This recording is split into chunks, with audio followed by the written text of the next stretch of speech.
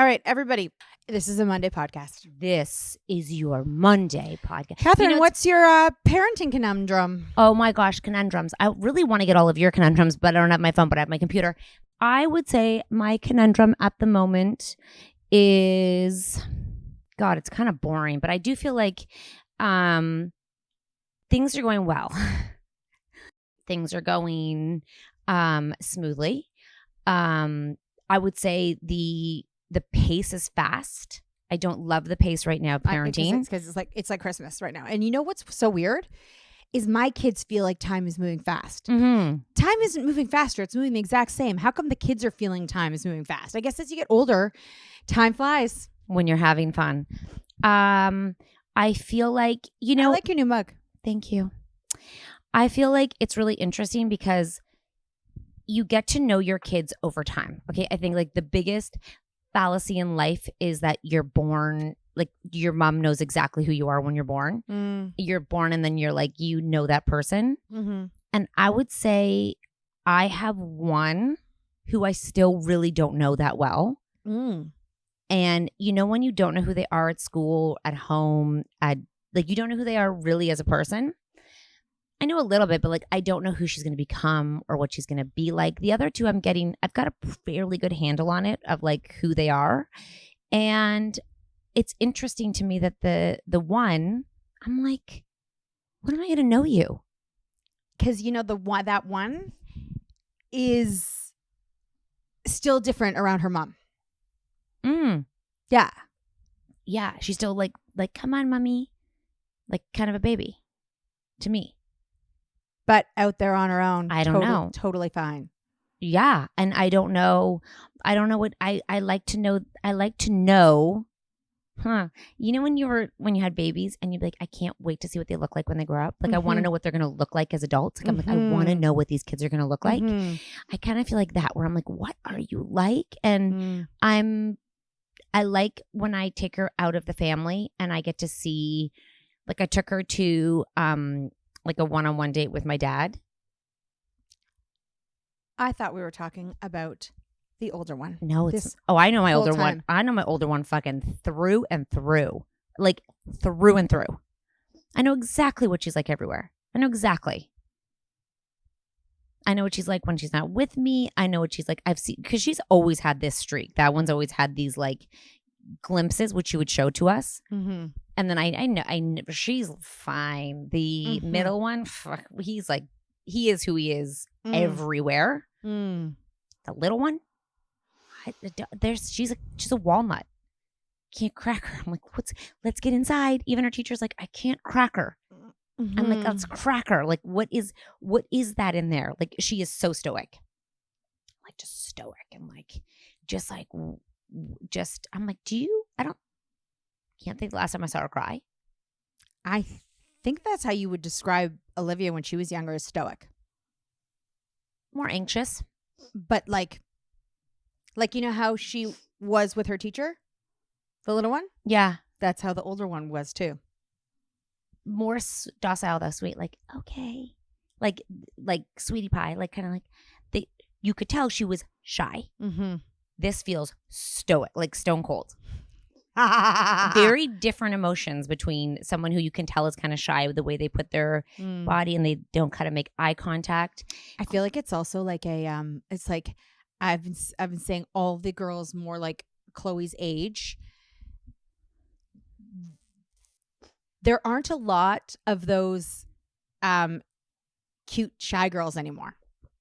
No. Like they really are bold, the younger girls, and which thank goodness. But you know, when you meet like people's daughters and people's kids, I used to always see those little girls that were like, hi. No. Those little girls, if you guys have one of those, show me that one. I haven't seen one of those in a long time. Even to adults, you know, when they meet you, they're like, hi.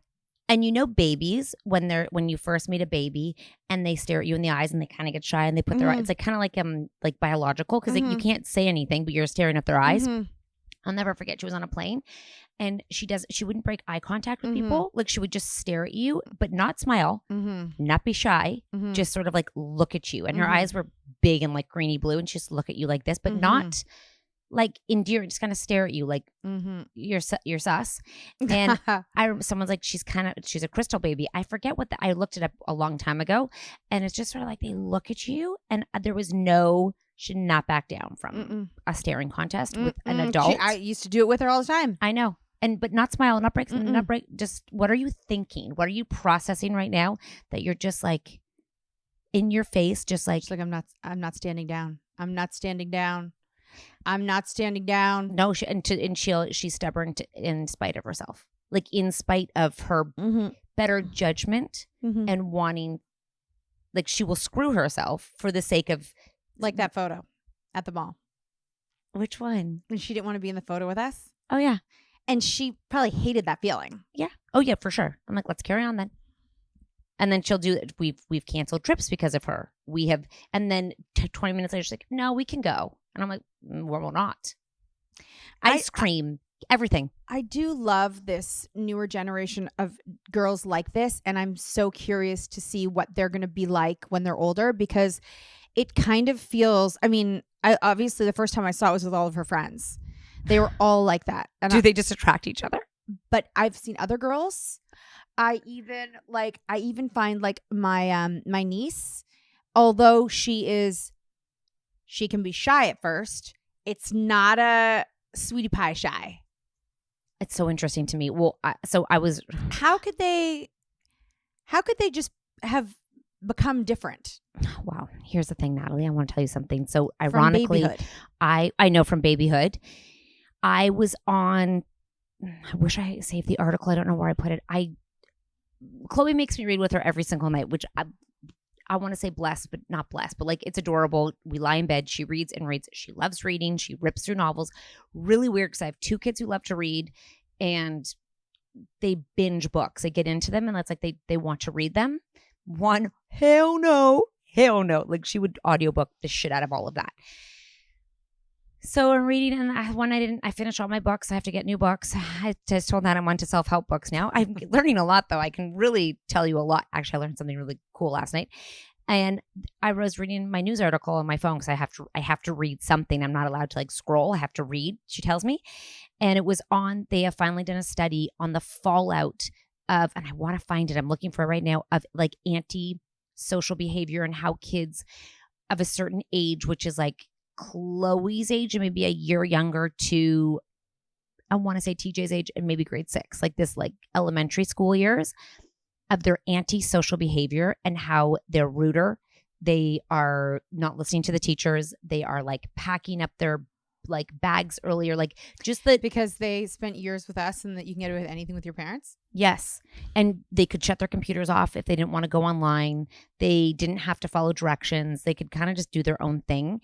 And it was like the fallout of what we're seeing is why we have to like nip this in the bud, because those behaviors will actually become bigger and more problematic behaviors when you're so like centered on like, well, I don't want to. I'm not doing that. I don't want to do that. And the thing, listen, this is what I took from the article. I don't have like the APA like site that I can like refer to, but what I took from it was that those fundamental years that we missed were they're young enough to buy into the group social behavior of you sit on the carpet, you listen to the teacher. The reason kindergarten all these times are so important is because it builds a group like ideology so that you work together versus it's me.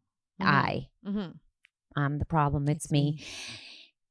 So they're like, we have a fucking problem. We have to fix this. We're seeing it across the board. So they're growing up and they're like, fuck it, I don't want to learn this. And they just aren't. And the teachers are like, they're ruder. They're more disrespectful universally, not just some kids. And the examples were like, they'll just pack up their bag like 10 minutes early. Now, is that a massive problem? No, but they're saying small things can become big things because it's an ideology versus the respect of like the teacher. So like, I'm respecting you. You're going to finish. You're going to wait till class is over. And then you're going to. All these people need to be entrepreneurs. Everyone who is in COVID. You know what I mean? People who don't want to follow rules or don't want to have a boss. It's like, you guys are going to have to figure it out on your own then if you don't want to answer to anybody. I know. And they're just seeing the outcome. And they're like, we basically have to like restart. It's like, you know what they also say, like a lot of young people in jobs are the same. I know. So not just the little ones, but like we hear all the time, and for a lot of people that are listening, like our generation of bosses and older, like so people of our age and older. So we'll call it 40 plus. Yes. 39 plus. The younger generation is pack my bag. I'll do this. Not as respectful. More like I deserve this. I deserve it. Yeah. And the thing is that that's the way it is. So, when I think they can rectify it though, because apparently it's turning around. Well, I would say it's turning around just based on when my daughter got a job this summer. They taught her, and I mean, she was volunteering because you have to get volunteer hours in Ontario. And they said to her, the new on time is late. Mm-hmm. So if you're on time, you're actually late. So, and you had to go to the office, and like they held them accountable for like actually being early. Mm-hmm. And I read this like I should actually post it and see what they say, but the quote was, an uncoachable kid becomes an unemployable adult. Like it becomes they become a difficult person to deal with. It's life. Get over it. So if your kid is like not coachable, or you're like, that coach doesn't work with my kid, or that teacher doesn't work with my kid, most likely your kid is the problem, because they're going to have to learn in life that it's not about them. And I do hear a lot of parents. So that being said, it could be a really shitty teacher. Yes. Oh my God. Yes. In life. For that kid. Yeah. Or potentially for everyone. But it's the kid that needs to like, that's what I said to my kids. I'm like, sometimes you're not going to like your boss. No. Oh my God. Most time you won't. But you need to make money. So go get through it. Do a really great job, or at least get through the year. And then make a different, you get to make your own decisions when you're older. I know.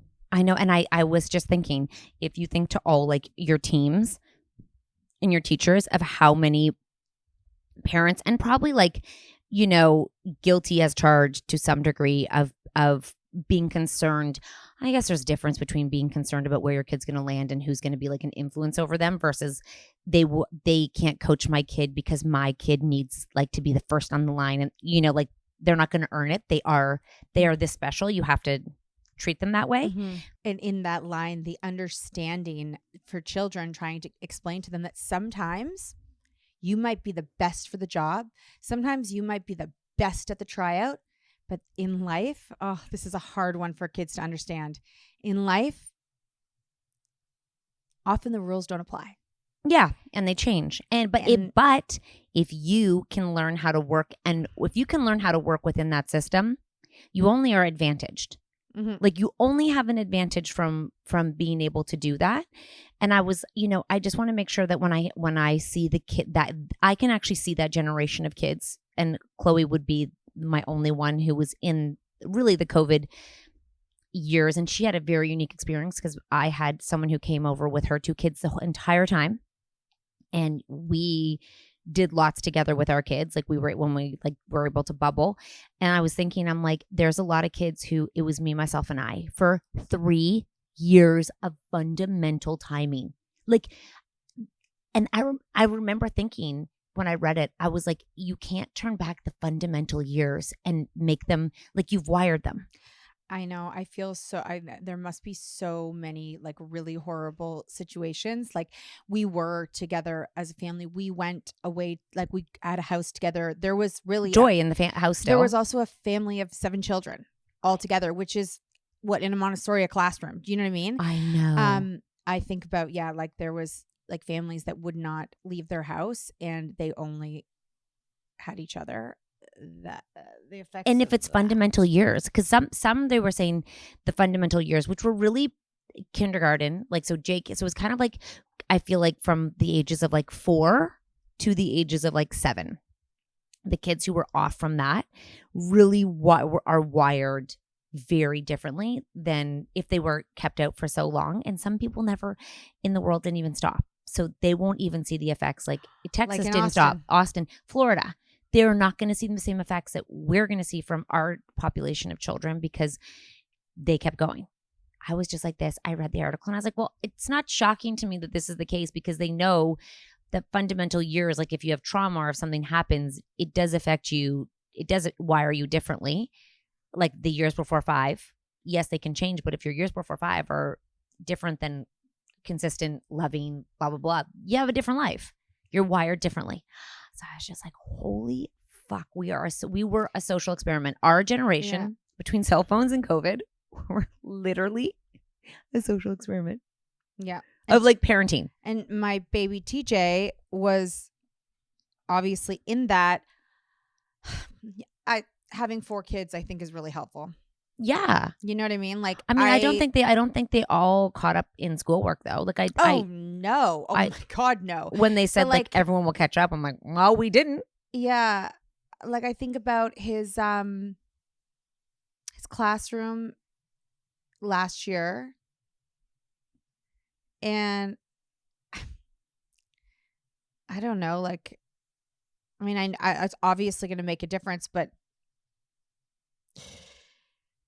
I don't really see in him or his friends, I think it's a lot of difference between my other boys and like their teams. Like, I think it's small nuances and like it's classroom behaviors that teachers would see overall. Yeah. So maybe in the house we don't know any different because we have different relationships within each place. But I feel like within the school, I mean, I remember Chloe's classroom, they had to go back to basics in grade when they went back full time with like no masks and no anything. Because that's another thing. They had masks for another year after that. So they couldn't even like read faces, but they had to go back to like, this is how you sit in a circle. This is how you sit on a carpet. And when someone doesn't agree with you, it's not bullying. It's just they're not agreeing with you because everything was like, they're bullying me. Like it was just this social behaviors of trying to reteach them. But she was a year younger than TJ too. So she missed JK, SK, grade 1 in terms of these like stupid behaviors. They're important, kind of like the rolling over, the crawling. It's again like a building block of where you're supposed to go. And it's like they didn't learn it. The classroom probably sees as a whole very different behaviors than teachers had pre. And it's probably really, really helpful also to have, when they got back in there, the teacher that they had. Oh my God, I know. Like the teacher that TJ had last year was great. So lucky. I know. You know, just like, and even she was like, it was a split. So younger, and they're amazing. Like such a great cohort and group of kids of 2 different ages, all in the same class. Like, did that happen this year? I mean, I have my parent teacher interview coming up, but it sounds like everything's going great. No news is good news until you get the report card, and then you're like, what the fuck? I mean, I don't care about the report card. I want no. I mean, like when it's like they are not meeting expectations, not me. You're like, sorry, what? I thought. You don't care. No, of course I care, but it's not like I would be like, you know, hopefully you know where your kid kind of is. I think some parents don't.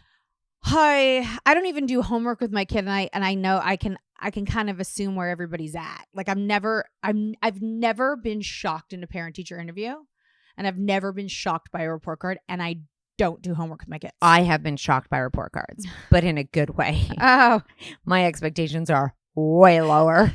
Did I ever tell you what happened with? Yeah, I told you what happened with the math with a teacher. I will take out what subject it was, and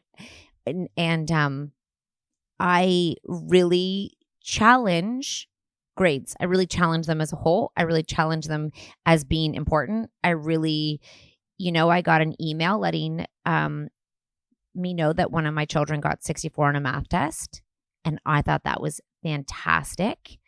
And I wrote back, it might have been a 64 on paper, but it was 100% on effort. Was it? Yes. Oh my God. This child works their ass off to try to like very hard.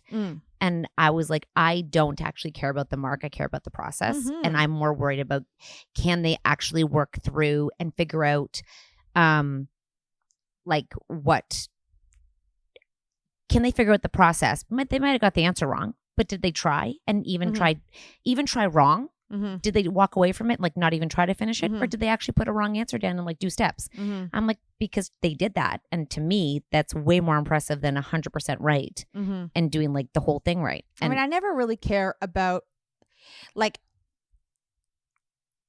I don't really care what the number is, right? I think and I had conversations with a bunch of the teachers over parent teacher interview, and they were like, it's these kids.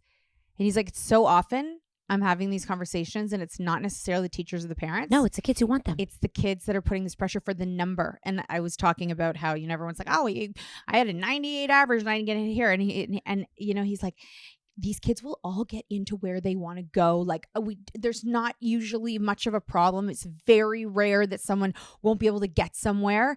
These kids are hearing. And I said, you know what?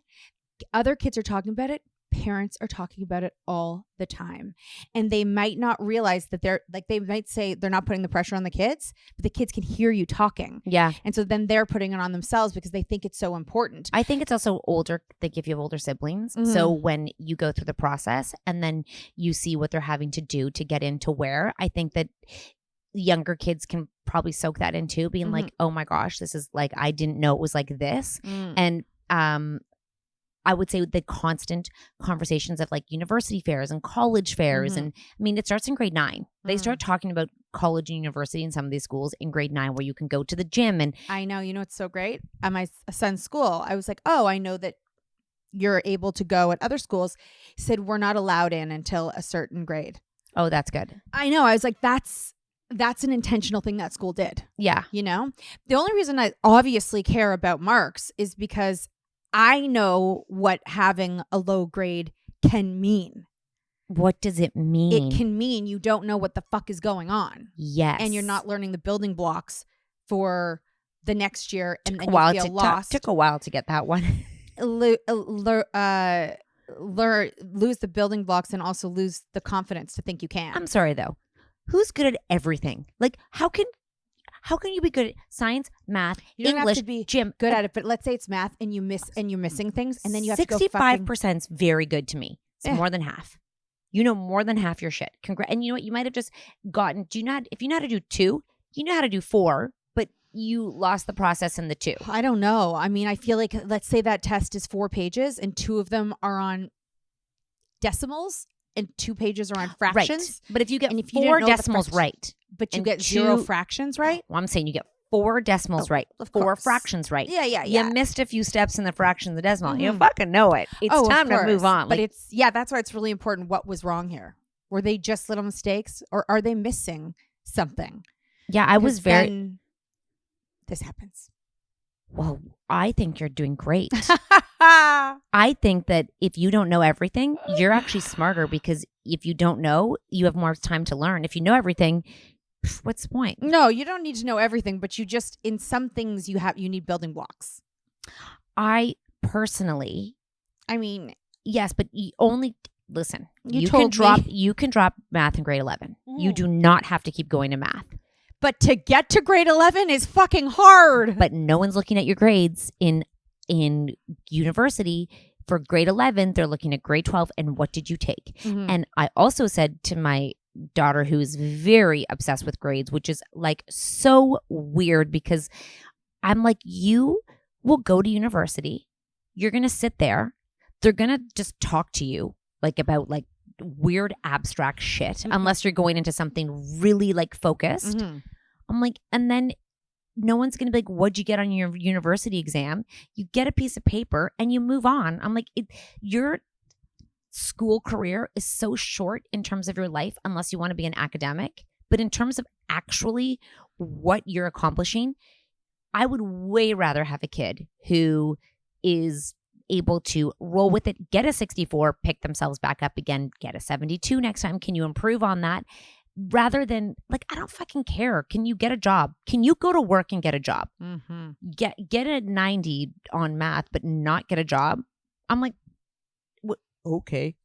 What's that 90 in math going to do for you when you're 30? Unless you're an accountant, then it's important. I just feel like there's systems for accounts. They're fucking calculators and Excel spreadsheets. It's called ChatGPT.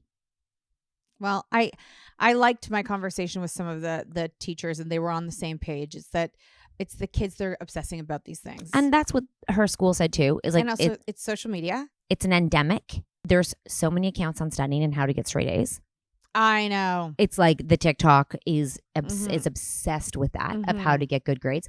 I think though it's study talk.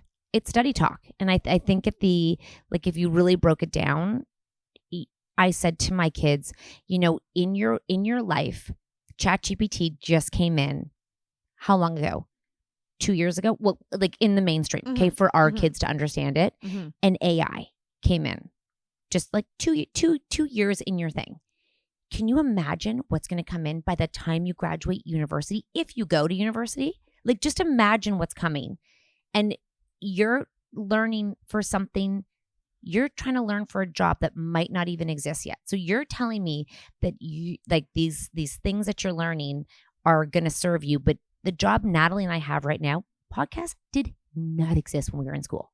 So there's nothing we could have done to learn what we're doing now. It was like life experience. So I said, stop focusing on this obsession about like where you're going to go and what you're going to do, because there is a million jobs that do not exist. Do you know that there's a drone pilot job and they pay really good, and you have to actually go get a license to be a drone pilot? Do you know how many people have that? Probably none. Do you know they're not going to be able to have robots to build houses and skills? I went and looked at all the jobs that don't exist yet that are like, they're rare and like scattered. And I was like, oh my God, all of these jobs that parents like us oldies don't know about. Well, the one thing that our kids are lucky for is that we are the perfect example of the non-traditional. And so it's not like they have to be like, well, I've never met anyone who's done that. We're right here. I know. And we were at this event on 2 weekends ago, and there was a drone like just like hanging out there, and someone had to fly it because it was going in and out and up and down. Photographer, yeah. And it's not easy. A photographer. Perfect example. So now you have to be a drone. Do you think at school they're teaching how to fly drone? No. Oh my gosh, did I tell you that my sons were getting their hair cut, and I talked to this guy who owns the company that owns the drones that was delivering the food, like the Uber Eats and food to the Burning Man. That's insanity. And then also he does it to like the Toronto Island. Also, so you can Uber Eats your food with a drone. And also, that's amazing. You and me were sitting in LA probably 5 years ago, and we sat beside someone who was going to look at colleges and universities. And he said to us, well, I create this software because emails are going to become obsolete, and well, not obsolete, but kids won't look at emails. They'll just go on tech, like everything will be text. So he was creating a software for the universities to enroll, to reach their students by text. And I was, it's here. Like he was so far ahead of what that was. So this weekend, my son wants to switch a phone to another phone. And I'm like, do you have an email address? Probably not. Yeah, I have one like on my like work thing. Do you have a Gmail? I have an iCloud. 14. Do you know how to open that? Like if I were to send you an email, do you know what the icon on the phone is? We already know this, that your daughter didn't know how to send or read an email. Yeah, she's just become email friendly like lately. Yeah, and she's 15, almost 16 in December. The other one, why would I need an email? Dude, that's how you receive shit and send files and all of it. No. Well, unfortunately, yes, they still do, and he does not. Oh God. Because Chloe can manhandle. Chloe has an email, and Chloe emails her teachers. Yeah. Her teacher tells me she emails her about like, when she's sick, I have pneumonia, I won't be there. What do you want me to do? And I went, what? And she's like, yeah, she emails me regularly about like updates about, oh, hey, I'm leaving early they're in the same class. She has one teacher, but she emails her teacher updates. And I was like, I actually find that hilarious. A little unhelpful when a school uses a particular software that isn't email. So they know how to use this it is email. But it's only within that thing. No, she can email me. I can email her. Ours, the one that doesn't have an email address. The boys. Yeah. So he's like, I can email my teachers. I can do it's a private messenger. They basically have a private messaging. But like, that's not, I hope that when they get to grade 9, we're getting out of that and we're getting into like proper email addresses. Oh, absolutely not. Absolutely not. You can't use EdSP for the rest of your life. Probably can't. People don't have kids that have they've never heard that word before. Do you know that kid? That kid does 50%, but gets 80% out of the 50%. And that kid, the slippery slope. No, I think he will. I think he will always be fine, because the 50% kids are like, they are smarter than you think, but they don't want to let you know they're smarter, because they're like, if I'm a 50% kid and I can get by and not worry about it, my life is great. Why would I want to be a 90% kid when I'm getting, and then probably in grade 11 and 12, he'll become a 90% kid. And you're like, what the fuck? You know what's tricky about that too is the teachers know it, but how do they know it if they've never seen it? Because you can see the kids doing the effort and being like, oh my God. And if he's ripping out good marks out of 50% effort and like kind of like fucking around, you know that they have way more in there that they can pull out. Because I have a kid who gets good grades, but she puts in 90 to 100%. Like there's no more to crank out of there. That was my older brother. Was just like her. There's no more to get out. Yeah. Like she can't dial it back and get good marks. She's got to keep her gas on the thing. Max, same thing. Little one, not a clue. Not a clue. She's grade 4, so I don't know. Oh, it's just, and oh gosh, you never know. I obviously have no idea about my baby. Oh yeah, so good. Me neither. Because we've never seen.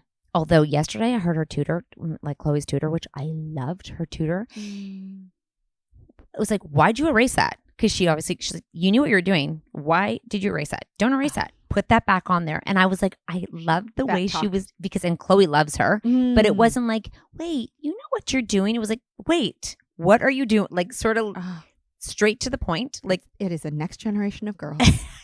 What are you doing? Put that back. Don't do that. And I was like, I could hear it. And I was like, if I was a kid and someone was like, I'm really sorry. She's like this. I don't know. I was just, the conversation was so good. Chloe decided to show me a presentation. She showed me a presentation she did on women's rights. Yes. And by the way, when I tried to like zip over, because she put it up on the TV, when I tried to like move back, because there was a lot, like some of them were like big paragraphs. Dude. She goes like this. Did you read all of that? And then when I went too fast, she goes, that was pretty fast. Did you read everything? Because I just tried to say the last sentence and highlight it so she could like tell that I read it. She has so many presentations on her computer that she does for fun. Oh, I got some book talks. I got a bunch yesterday, but I was thinking to myself, God, like I really want all of our girls to watch Martha. Yeah. Now they're gonna hear about cheating. Just nothing new. Like there's nothing inappropriate about like insider trade. I was talking to my son about like stocks and stuff. I'm like, oh my God, you have to watch Martha. And then I'm thinking about the girls just being able to do shit on their own. Like every girl should watch that. Oh yeah. Oh, my daughter's looking for a job with a lot of money. My older one, she's never like, she's like, I'm gonna be the boss. I want to be the boss. I was like, okay, you girl, you be that boss. Like no, I'm gonna get married and have. She wants kids, but she wants to be the boss and have kids. I think that she can probably see too, like having a boss. And she wants to be that boss. I'm like, you have to start somewhere. You can't just pop off. She's got a good plan. Pop off and be the boss. She has a few plans. That one tricky, and she'll probably be something totally different. I know, right? We just like they like to keep us on our toes, right? Yeah. Watch her become like a freaking like SEAL instructor in like California and San Diego or something, like train something or like something weird ass like that. She's a funny one. Anyways, yeah, you guys let us know what your parenting conundrum. Your dog's snoring. I know. Let us know what your parenting conundrum is, and we'll see if we can get some answers for you. Beat the shit out of it. Beat that. Not really though.